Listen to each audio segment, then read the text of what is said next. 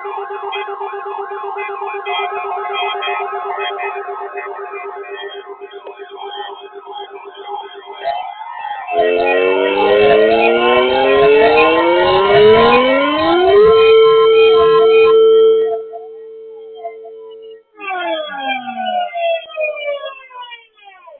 potentially dangerous weather situations, specially equipped receivers are automatically activated to warn of the impending hazard.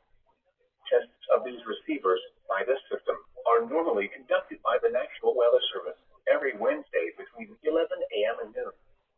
When there is the threat of or existing severe weather in the area on Wednesday, the test is postponed until the next available good weather day.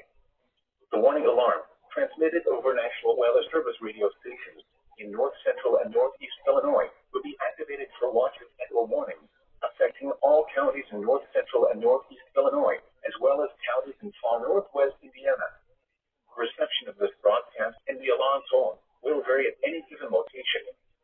This variability, normally more noticeable at a distance from a given transmitter, will occur even though you are using a good quality receiver in perfect working order. This concludes the tone alarm test. We will now return to our regular program.